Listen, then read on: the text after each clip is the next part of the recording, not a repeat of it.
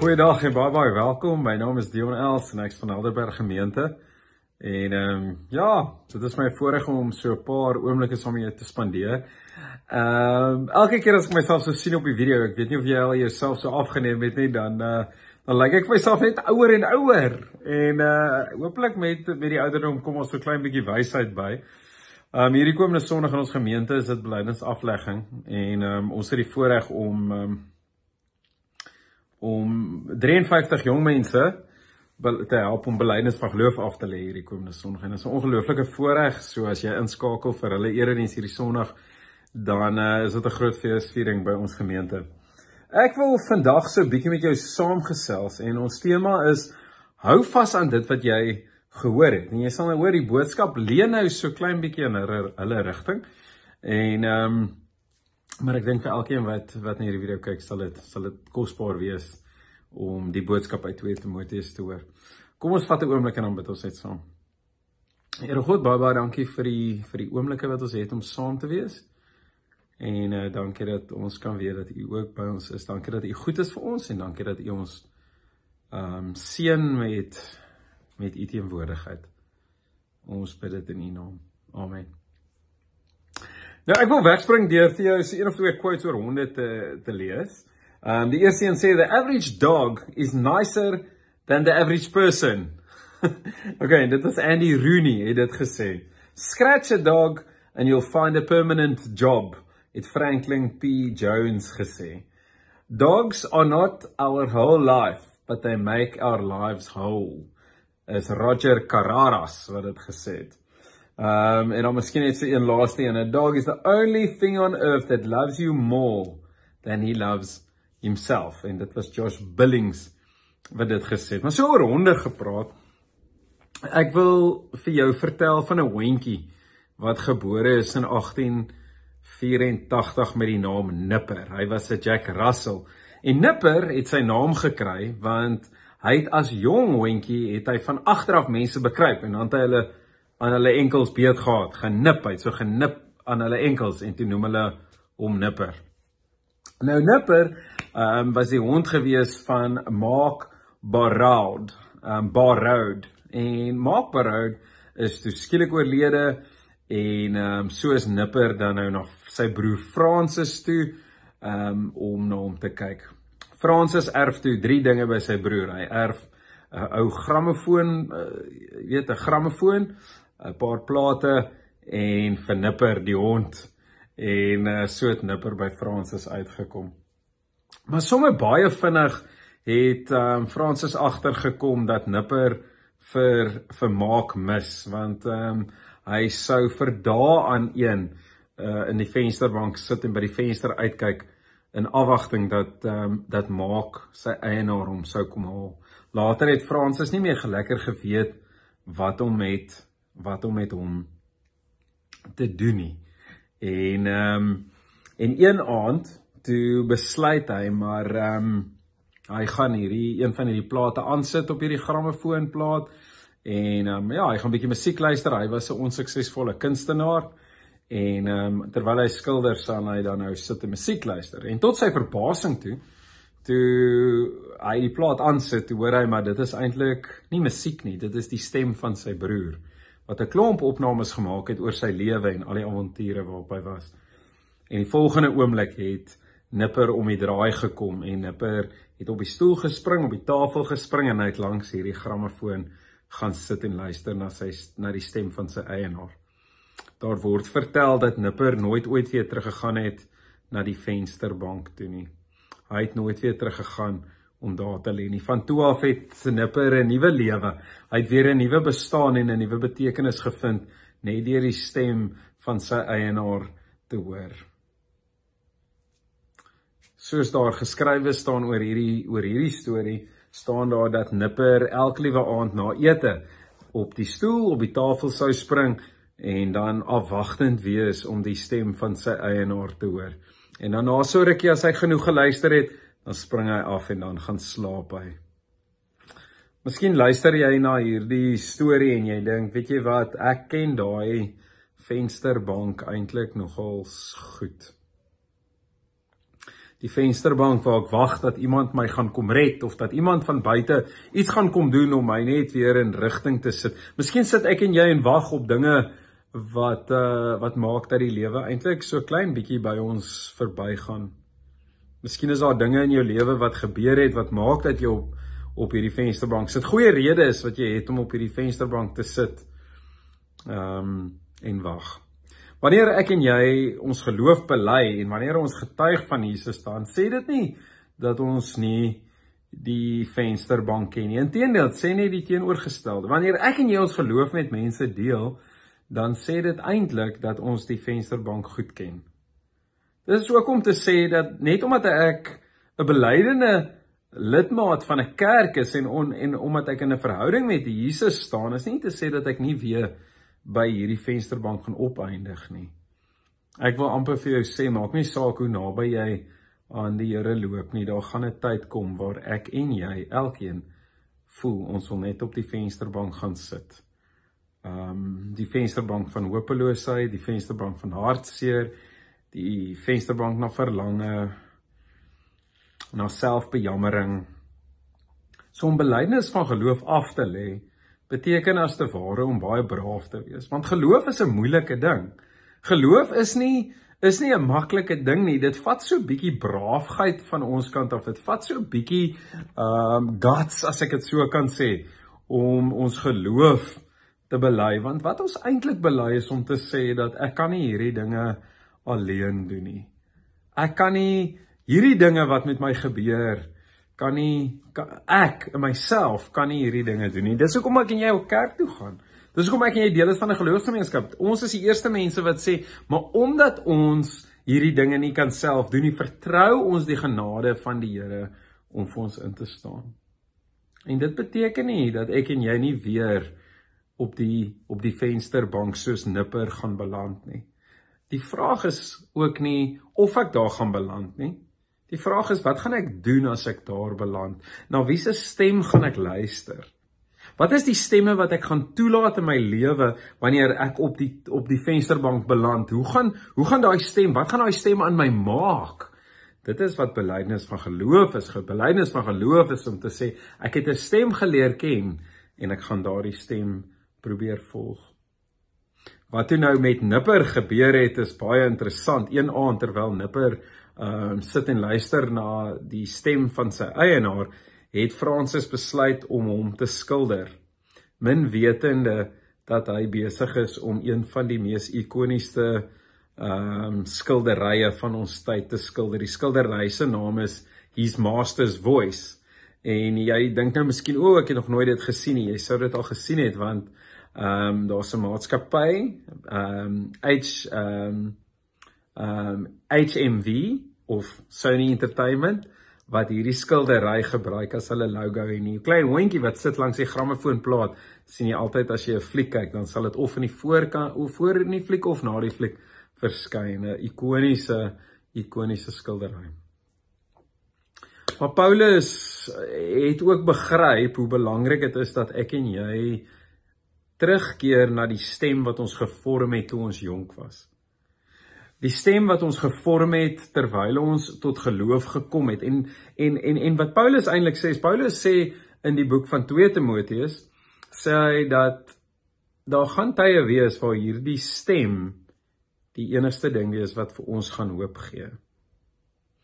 Ons gaan nou so 'n bietjie deur 2 Timoteus lees. Ek het 'n stukkie wat ek daar vir jou wil skryf, maar ek wil net gou vinnig vir jou vertel dat vir die volgende paar weke gaan ons deur die boek van 2 Timoteus werk. So stap saam met ons. Ons gaan hom so stelselmatig van voor tot agter deur werk. Wanneer ons vandag kyk na 2 Timoteus, die eerste hoofstuk, dan weet ons in hierdie gedeelte of in hierdie brief 2 Timoteus is Paulus besig met sy swanesang. Hy is besig met sy finale werk, sy laaste boodskap. Hierna is daar niks meer nie. Hy weet dat van waar hy staan, dat sy lewe eintlik maar vir alle doeleindes verby is. Van waar hy staan is die einde is naby. Death is imminent. Hy skryf in hoofstuk 4, skryf hy die volgende, hy sê, my heengaan is naby. My heengaan is naby. Nou wil ek vir jou vra, as Paulus besig is om te sterf, hy's baie naby aan sy dood. Wat is so dringend vir hom om te skryf vir 'n volgende generasie? Hoekom is dit vir hom belangrik om vir 'n volgende klomp jong gelowiges te skryf en wat sê hy?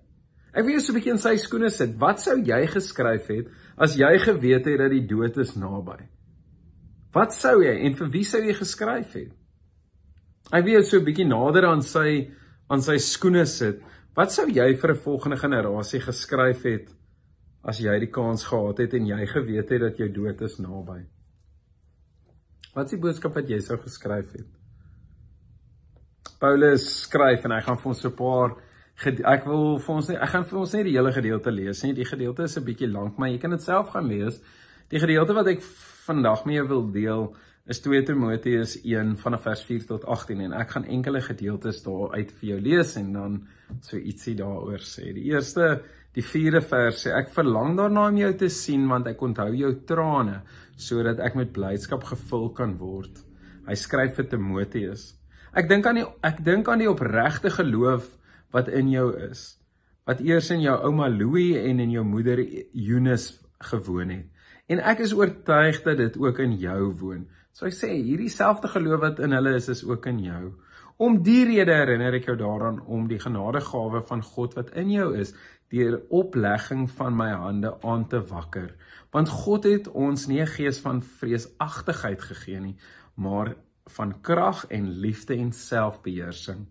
Jy moet jou dus nie skaam vir die getuienis oor ons Here of vir my sy gevangene nie, maar lei saam met my ter wille van die evangelie deur die krag van God. En dan wil ek oorgaan na vers 14 toe wat sê, bewaar die goeie skat wat aan jou toevertrou is deur die Heilige Gees wat in ons woon. Jy weet dit, dat almal in die provinsie van Asia van my weggedraai het, onder wie Figiseus en Hermogenes is.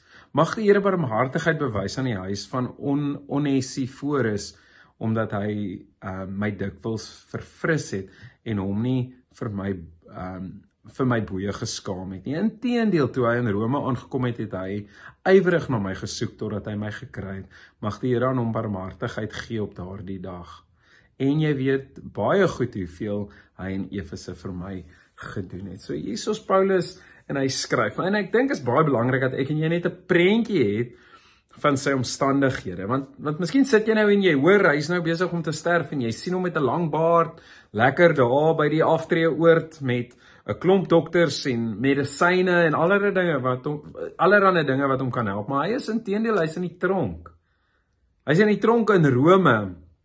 En hier sit hy in hierdie donker tronk, hy is geboei en besig om hierdie boek te skryf, alhoewel sy dood naby is.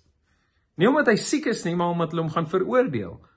Die Romeine het vir hom 'n baie menslike dood gegee. Hulle het sy kop afgekap en hulle het geglo dat dit is 'n redelike menswaardige manier om dood te gaan teenoor om gekruisig te word. En die rede hoekom hy hierdie menswaardige dood van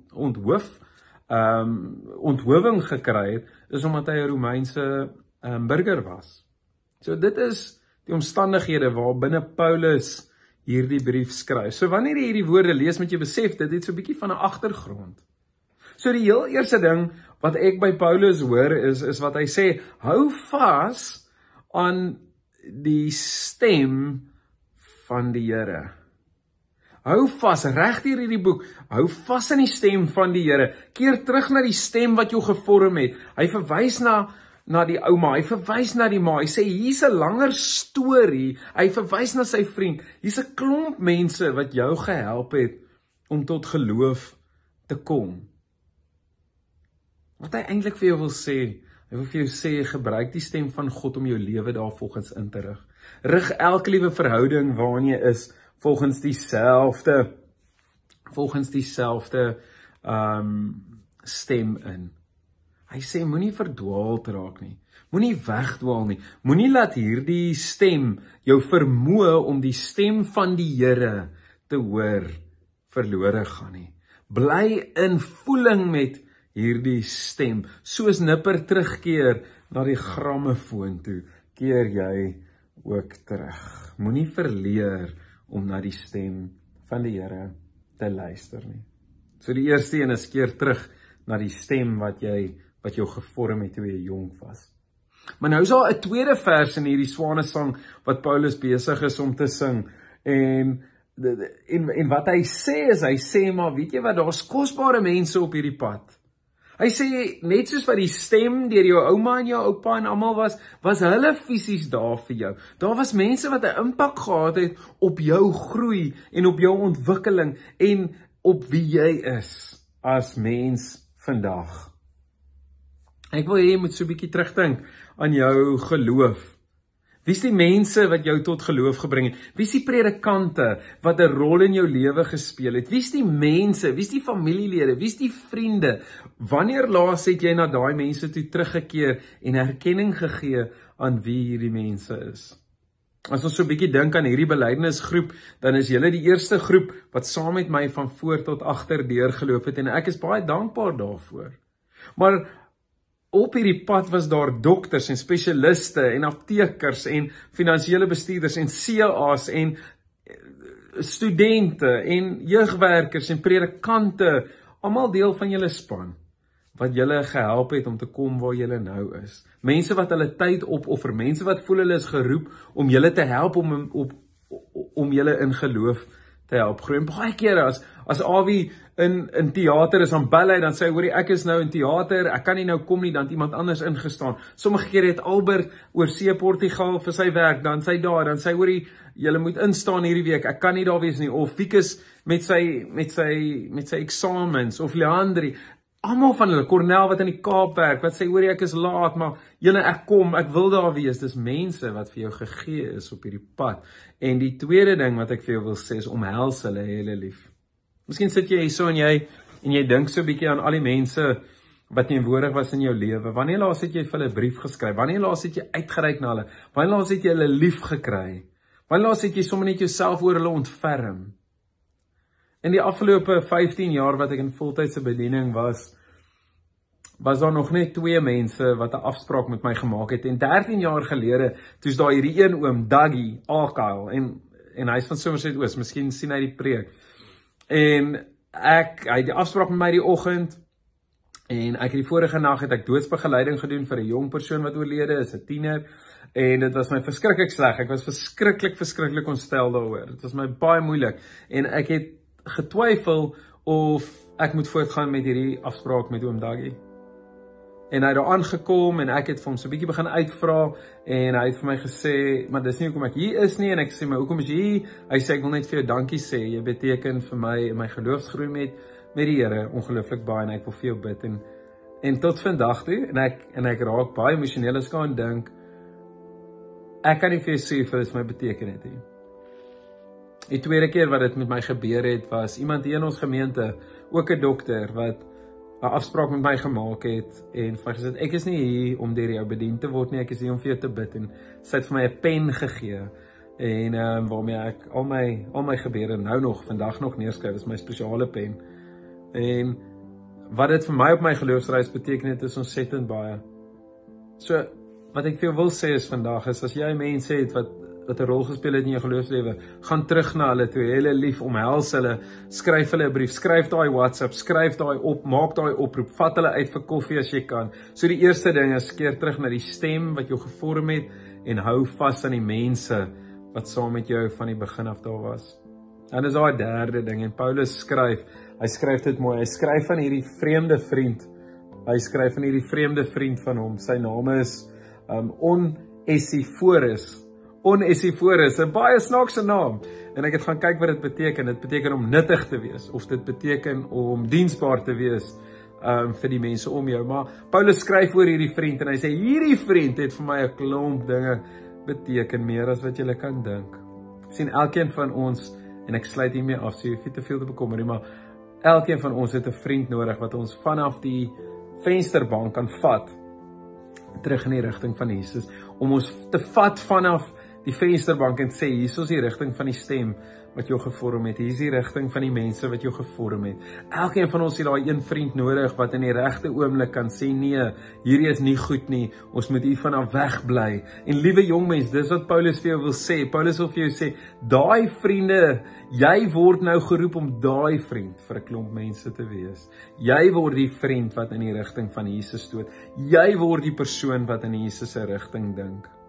Ek wil jou uitdaag, as jy miskien sit na hierdie uitsendinge en kyk en jy dink, ek het wonderlike vriende, al vir 20 jaar is ek en hierdie persoon vriende, maar daar is niks van die Here in dit nie, dan wil ek vir jou uitdaag en ek wil vir jou vra, miskien is dit tyd dat die Here jou roep om die verhouding na 'n dieper vlak toe te vat. Om Jesus in daai gesprek in te bring, om vir jou vriende te help en sê, maar hoor jy, ek bid vir jou. Miskien is daar vriende wat jy al voor saggies by jou huis gebid het, maar miskien is dit tyd dat jy saam met mense in gesprek tree. Miskien is dit tyd dat jy vir mense begin uitreik na mense toe wat in jou vriendekring is en sê, kom ons gee vir hierdie vriendskap 'n bietjie van 'n geestelike diepte. Kom ek gee vir my kinders se juffrouens, kom ek gee vir hulle 'n bietjie gebed, kom ek ondersteun, kom ek bring Jesus in die prentjie in. Kom ek maak 'n afspraak met die skoolhoof om hulle te bemoedig of om hulle 'n vinnige vers te vat van bemoediging. Kom ons wees daardie mense, want dit is wat Paulus in hierdie eerste hoofstuk van 2 Timoteus vir ons deel. Die 3 dinge: keer terug na die stem van die Here, hou vas aan die mense wat jou gevorm het, en die 3de ding is om die vriend te wees wat die diepte van Jesus inbring. Net daai 3 dinge. Dit is die eerste hoofstuk van 2 Timoteus.